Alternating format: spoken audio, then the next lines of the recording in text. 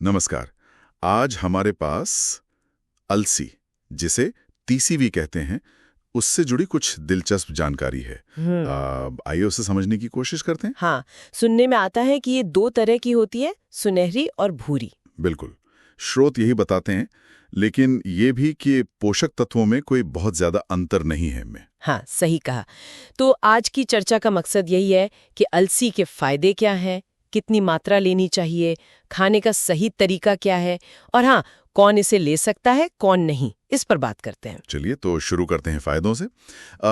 स्रोत सबसे पहले जिक्र करते हैं ओमेगा 3 फैटी एसिड का। ALA यानी अल्फा लिनोलेनिक एसिड। हाँ, ALA कहते हैं ये दिमाग, त्वचा और बालों के लिए काफी अच्छा है और पाचन में भी मदद करता है, क्योंकि पानी में मिलके ये वो एक जेल जैसा बन जाता है ना। जी बिल्कुल। और यहाँ एक गौर करने वाली बात यह है कि ALA खासकर शाकाहारी लोगों के लिए ओमेगा 3 का एक बहुत महत्वपूर्ण स्रोत है। अच्छा। स्रोत ये भी बताते हैं कि ये ब्लड फ्लो मतलब खून के बहाव को बेहतर बनाने और जो बुरा कोलेस्ट्रॉल है LDL उसे कम करने में भी मदद कर सकता है, तो दिल की सेहत के लिए भी अच्छा है। हाँ, ये तो महत्वपूर्ण है और इसमें दूसरे पोषक तत्व भी हैं, जैसे थायमीन मतलब विटामिन B1। हाँ, थायमिन। ये ऊर्जा बनाने में मदद करता है।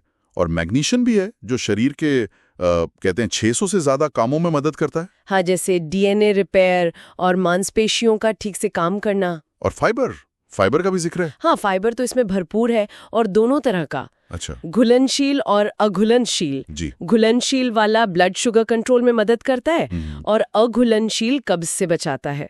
दिलचस्प बात यह, स्रोत कहते हैं कि इसका लगभग 95% कार्बोहाइड्रेट फाइबर ही होता है। ओह, तो मतलब डायबिटीज वाले लोग भी इसे ले सकते हैं आसानी से। हाँ, उनके लिए एक अच्छा विकल्प हो सकता है। अब आते हैं एक बहुत ही खास चीज पर।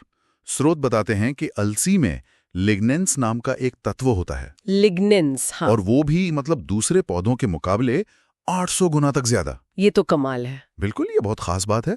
और ये लिग्नेंस देखिए असल में फाइटोएस्ट्रोजन होते हैं। फाइटोएस्ट्रोजन मतलब पौधों से मिलने वाले तत्व जो शरीर में हार्मोन जैसा असर दिखाते हैं।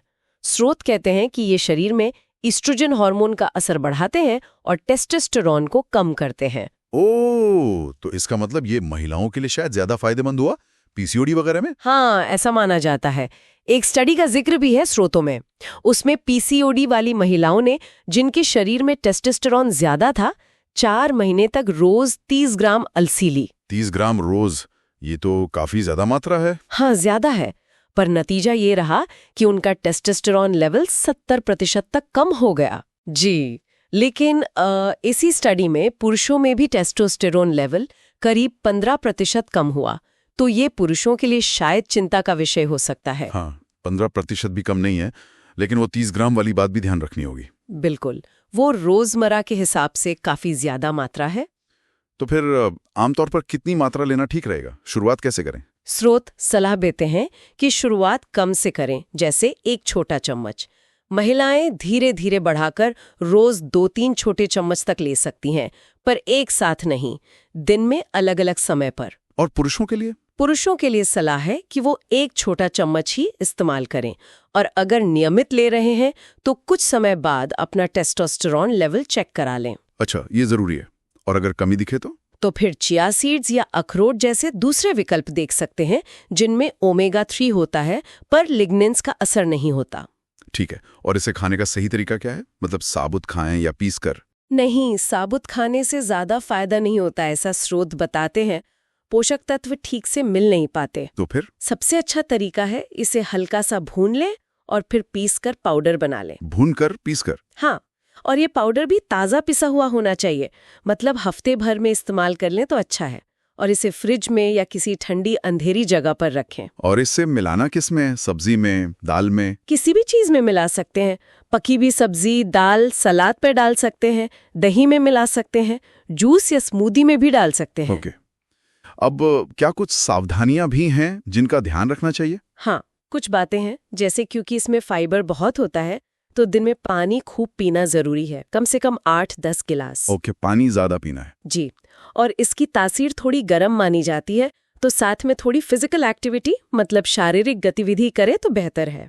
हाँ, जिनका ब्लड प्रेशर कम रहता है, लो बीपी वाले, उन्हें इसे कम मात्रा में लेना चाहिए या डॉक्टर से पूछ कर लेना चाहिए। अच्छा। थायराइड की समस्या वाले लोग भुनी हुई अलसी कम मात्रा में ले सकते हैं, पर उन्हें देखना होगा कि उनके शरीर पर कैसा असर हो रहा है। और एक और बात, ये खून पतला करने वाली दवाओं के साथ है। हाँ, ये महत्वपूर्ण है क्योंकि अलसी भी खून को थोड़ा पतला कर सकती है। तो जो लोग पहले से खून पतला करने की दवा ले रहे हैं, उन्हें इसे लेने से पहले अपने डॉक्टर से जरूर सलाह लेनी चाहिए। बिल्कुल। तो इन सब बातों का निचोड़ क्या निकलता है, मतलब सार क्या है? देखिए, अगर हम पूरी तस्वीर को देखें तो स्रोत बताते हैं कि अलसी पोषक तत्वों से भरपूर है, खासकर ओमेगा 3 और लिग्निन इसमें बहुत है। ये महिलाओं के लिए हार्मोन संतुलन में फायदेमंद हो सकती है। पर पुरुषों को टेस्टोस्टेरोन पर इसके संभावित असर के बारे में सचेत रहना चाहिए, खासकर ज्यादा मात्रा में।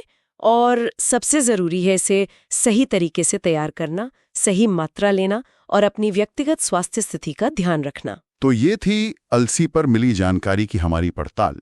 काफी कुछ जानने को मिला। हाँ, और स्रोत अलसी के हार्मोन पर असर डालने वाले शक्तिशाली प्रभावों की तरफ जो इशारा करते हैं, वो सोचने पर मजबूर करता है।